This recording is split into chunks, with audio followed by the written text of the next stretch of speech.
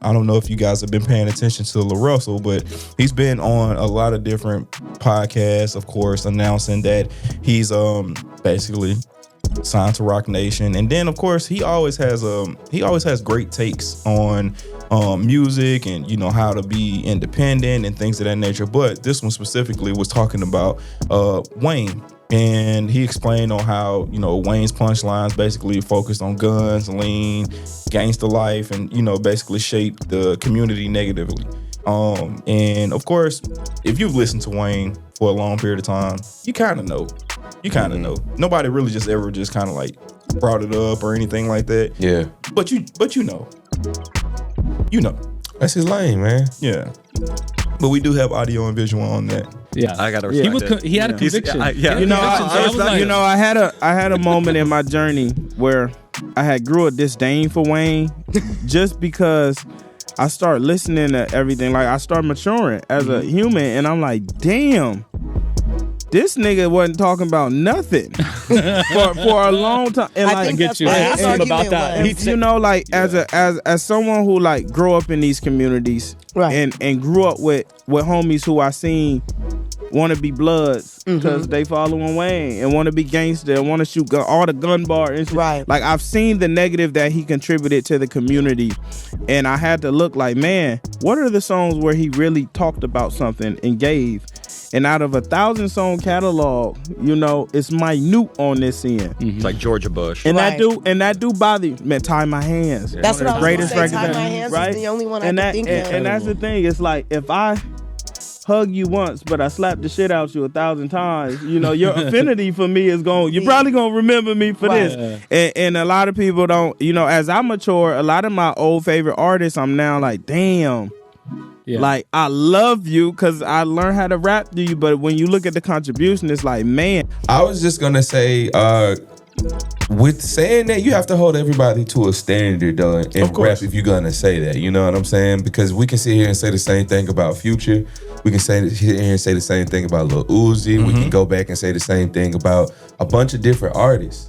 So if we really gonna put someone under a microscope, then we should do it for the entirety of rap. And the entirety of rap contributes to exactly what he's saying. Definitely, 100%. So, you know what I'm saying? Like, I agree in one hand that, yeah, if you really sit there and listen to Wayne, there's not too many songs that he was contributing to the community or just saying anything other than the 4 or 5 topics that he named. But like, one of the only songs I can think of that come to mind is like President Carter. Like, he didn't really do the normal on that. You know what I'm saying? He talked more about stuff that was going on and wars and stuff like that. So, you know what I'm saying?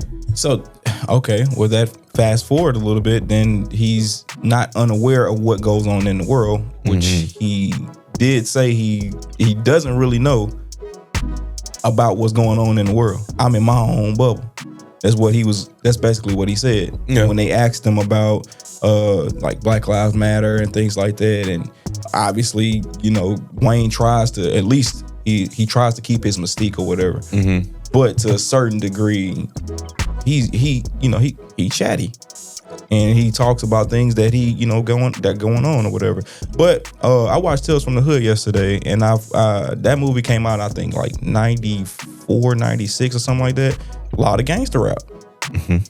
I don't know where the switch, too much happened, because of course on the flip side you got like Will Smith, you got the Summertime, you got Kid and Play, and you know how happy-go-lucky that music is, and that's kind of like where LaRussell, I guess, is. Yeah. But he still gives you bars. Obviously he don't just give you all the dance songs, but you can't really just kind of take away what you were saying. Like, you do have to include all of those other rappers into that pool for sure. Yeah. Because it's like, what are we actually telling our community to do? Exactly. I also think people make music or express themselves based on their lived experience. So it's like, if Lil Wayne didn't grow up, or like his inspiration for his music was like his life and his lifestyle, of course he's gonna speak to maybe more negative things, because that's what he experienced. It's very hard to expect somebody to rap about like positivity and like what's going on if they're just not aware. And that's not to say you can't challenge them and hold them accountable, but like, it's a form of expression. He's just expressing his lived experience and his lifestyle, Very much so. Yeah. I get that for sure. Yeah. But how long are you living there? That's true. It's like how true. long do you keep yourself in that mindset? Because like you've obviously done evolved from like we know Wayne. He done told the story so many times where he shot himself, and Officer Bob comes in and he saves him basically, and he thanks Officer Bob. And then a few years back, I think he just passed away. But he always gives that story like so much praise or whatever. Yeah. But great, I'm glad you can be able to talk about what happened in that time frame. But at what point do we evolve? You're not wrong. So that's the only thing I'm saying. Like I'm not mad at, because I'm Wayne fan through and through. Last album, trash. But when are we going to say, hey, you know, like LaRussell, like it's like where does the evolution come in? Yeah. I think they get scared of getting called boring, because I feel like that's another connotation when a rapper tries to be more. Like, for instance, Brent Faiyaz, he just dropped a new album. Everybody making fun of him for being evolved, you know? So I think they get afraid of that stigma of like, oh, if I don't stick to kind of what put me on, I'm gonna get called boring. Now I'm lame. Now I'm making wifey music. Like, you know, Chance the Rapper. Yeah. Everybody was so mad that he started talking about his wife, you know, because he had evolved and he's a husband and a dad now. But everybody gave him like slack for that, you know. So I don't know. Yeah, maybe there's a fear of that.